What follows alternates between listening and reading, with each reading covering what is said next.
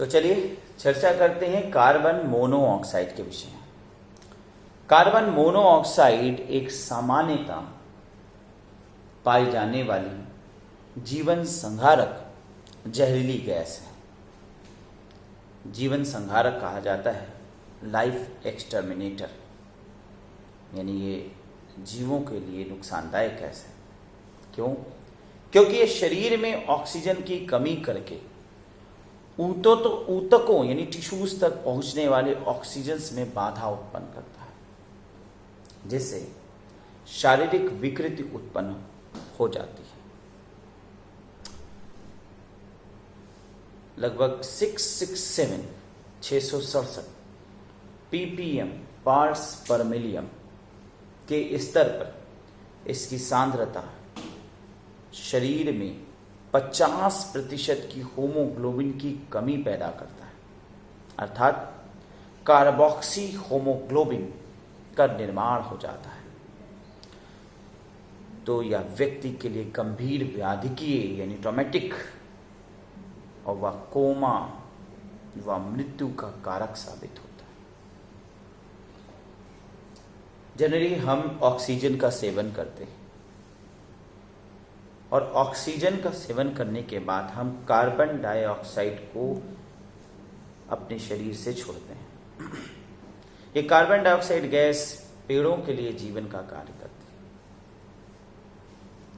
लेकिन अगर किसी स्थान पर एक रूम में सपोज करिए एक व्यक्ति को बंद कर दिया जाए, जहां बाहर से बिल्कुल एयर अंदर ना आ सक रही हो, यानी वायु बिल्कुल बाहर की अंदर ना आ पाए और कोई प्रकार का एयर कंडीशन क्षेत्र ना हो, तो कमरे में मौजूद जो गैस है उसमें जितनी मात्रा में ऑक्सीजन है उसको हम कुछ देर तक इनहेल करते रहेंगे, बदले में कार्बन डाइऑक्साइड को एक्सेल करेंगे।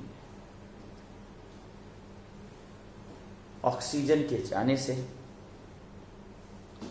हमारे शरीर में जो ब्लड है वो ऑक्सीजनाइज्ड होता है, प्योरीफाइड होता है। लेकिन धीरे धीरे जब कमरे में ऑक्सीजन का लेवल घटने लगेगा तो हमारे पास हमारे शरीर को ऑक्सीजन की मात्रा कम प्राप्त होने पर समस्याएं उत्पन्न होना शुरू होगा। जाहिर सी बात है, ऑक्सीजन कम मिलेगा तो लंग्स यानी फेफड़े ज़्यादा से ज़्यादा मात्रा में तीव्र रूप से वायु को अंदर खींचना शुरू करेंगे। तीव्र गति से वायु को अंदर लेने से हमारी हृदय गति भी बढ़ना शुरू हो जाएगी और उस वायु में जो हम इनहेल करेंगे उसमें जब बड़ी मात्रा में गैस नहीं होगा, यानी जब उसमें बड़ी मात्रा में गैस नहीं मिलेगी यानी ऑक्सीजन नहीं मिलेगा,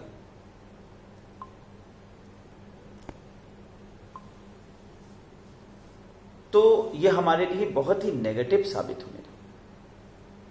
ऑक्सीजन ज्यादा ना मिलने की स्थिति में हमारी जो ब्लड में इंप्योरिटीज है ऑक्सीजनाइजेशन नहीं हो पाएगा और इंप्योरिटीज बढ़ती जाएंगी। ऑक्सीजन की मात्रा घट रही है और कमरे में कार्बन डाइऑक्साइड की मात्रा बढ़ रही है।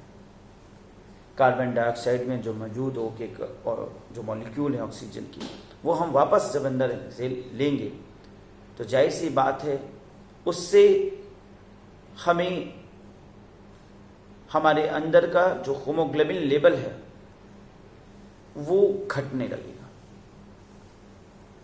और लगभग 50% तक इसका लेवल घटेगा तो कार्बोक्सी होमोग्लोबिन निर्मित होगा। अभी कार्बोक्सी होमोग्लोबिन से जो हमारे रुधिर यानी ब्लड वेसल्स हैं, रुधिर तंत्रिकाएं ब्लड वेसल्स, इनमें जो खून का दौरान है वो मंद होने लगेगा, स्लो होने लगेगा। परिणाम स्वरूप जो हार्ट है ब्लड को एक बार में पूरे बॉडी में सर्कुलेट कर रहा है, उस पर प्रेशर पड़ेगा, ब्लड की सर्कुलेशन नहीं हो पाएगी, व्यक्ति अपनी श्वसन प्रक्रिया को तीव्र करेगा, ब्लड का सर्कुलेशन स्लो होने लगेगा, श्वसन प्रक्रिया तीव्र करने का प्रयास करेगा, ब्लड जो जिस गति से भागना चाहिए भाग नहीं पाएगा, जो वेसल्स हैं, धमनियां हैं, उनमें प्रेशर बढ़ने लगेगा। अब इसका कई कारण, इसके कई दुष्परिणाम होने के सामने आ सकता है। लंग्स का फटना हो सकता है,